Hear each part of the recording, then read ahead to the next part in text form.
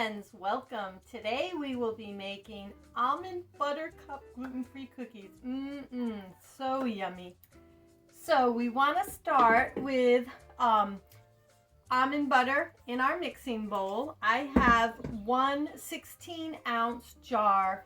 I choose to use almond butter. Maybe you would like to use another nut butter. I have not tried it with another nut butter, so I can't guarantee the exact results, but I would think that it would be very similar. I choose to use the almond butter. It's lectin-free and perfect for my needs, but you pick what works for you. And to this, I am going to add a half a cup of monk fruit, my preferred sweetener.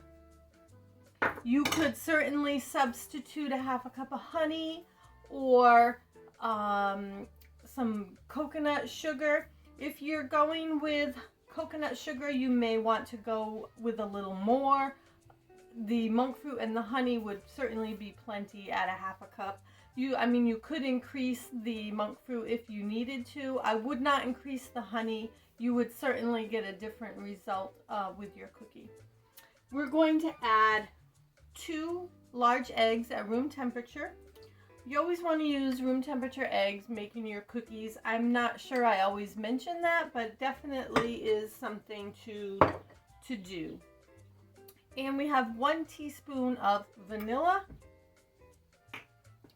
and a half a teaspoon of salt, because the almond butter that I use is unsalted, and if your nut butter is not, then you could certainly eliminate the salt. And we're just going to put this on our mixer, our stand mixer. You could mix it by hand, but the nut butters tend to be pretty thick, so the mixer certainly helps with this. You could use a handheld mixer if that's what you have.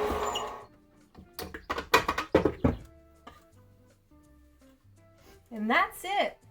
We've got a nice dough here. Now, you may be familiar with that recipe. It may not be a new recipe to you, but I do have a little addition for it.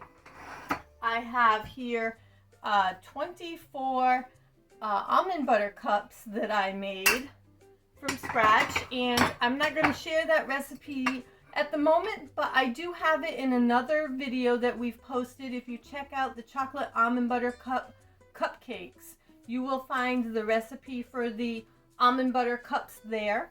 And instead of making a large almond butter cup, I just made the minis using mini papers.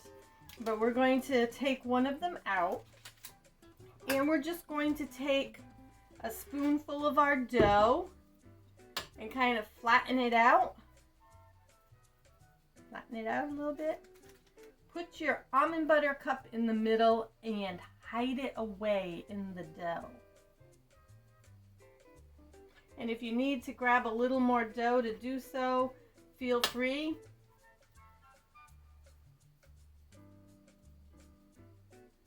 But look at that. Nobody's gonna know it's in there, are they? So we're going to continue on with that. But also another thing you can do is you can just leave the dough like so, bake it in the oven, and when it comes out of the oven, take one of your almond butter cups and just push it down into the cookie. So I'm going to do both, but for this cookie tray, I am going to hide the almond butter cups inside. So I'll continue to fill, and then I'll flip the camera around and let you take a look, okay?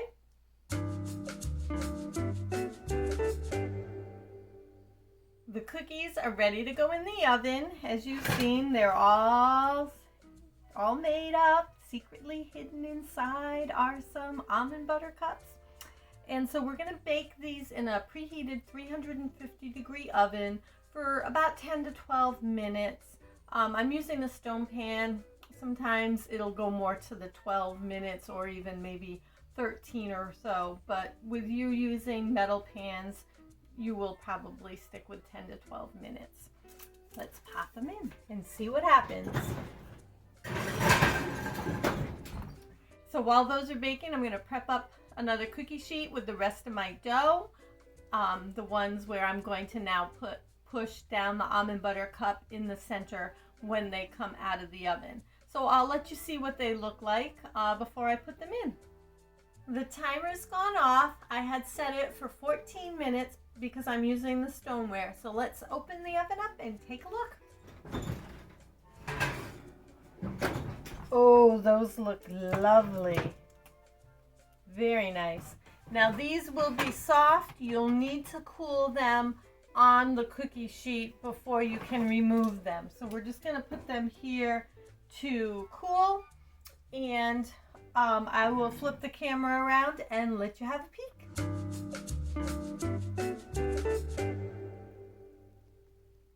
Now I have the second cookie sheet ready to go in the oven. I just plopped the dough down. I didn't roll it or make it smooth or anything. I mean, if you want to, you certainly could. And then I just pressed it ever so slightly with my fingers so they're a little flatter. And then they should cook a little more evenly than if I had left them kind of heaping. And we're going to take them out of the oven, and we'll push down the almond butter cup into the cookie when they come out. So we will bake these again about 10 to 12 minutes because I'm using a stone pan, but you would probably need 8 to 10 if you're using a metal pan. So we'll pop them in, and again that's at 350, and we'll take a look in a few minutes.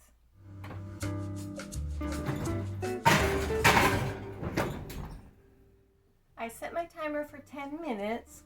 Usually with the stoneware it needs about 12, but let's take a peek and see.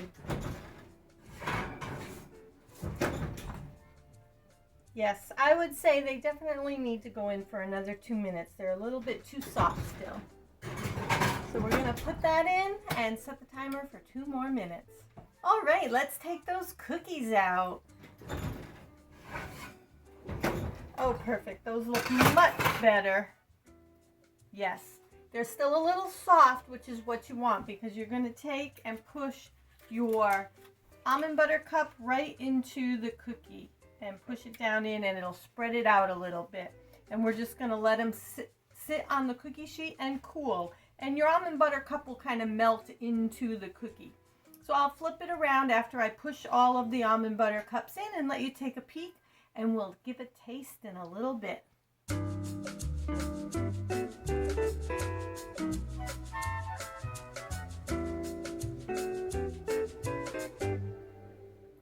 The cookies have cooled, and now it's time to try one. Unfortunately, I cannot eat 2, so I have to decide the hidden treasure or the obvious almond butter cup on top. And I think I'm going to go with the hidden treasure today.